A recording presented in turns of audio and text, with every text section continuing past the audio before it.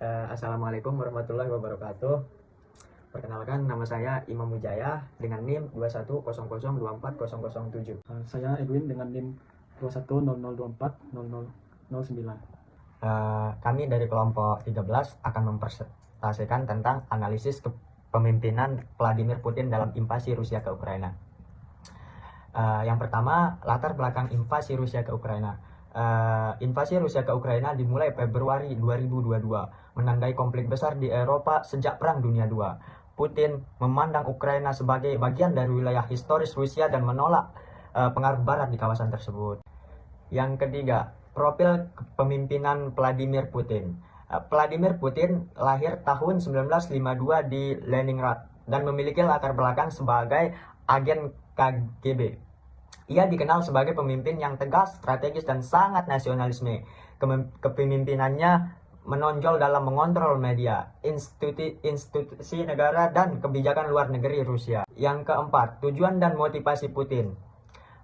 Yang pertama, memperluas pengaruh Rusia di kawasan Eropa. Yang kedua, menolak perluasan NATO yang dianggap mengancam keamanan nasional. Yang ketiga, mengembalikan kelayanan Rusia sebagai kekuatan super.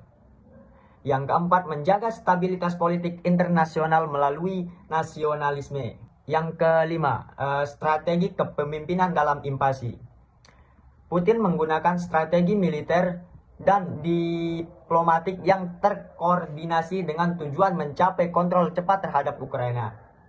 Selain itu, ia menggunakan propaganda domestik untuk membangun dukungan rakyat terhadap invasi. Yang keenam, dampak kepemimpinan Putin terhadap Rusia. Yang satu, meningkatkan nasionalisme dan rasa solidaritas. Yang kedua, memperkuat kontrol negara dan masyarakat. Yang ketiga, menimbulkan tekanan ekonomi akibat sanksi internasional. Yang keempat, menurutnya kepercayaan global terhadap Rusia.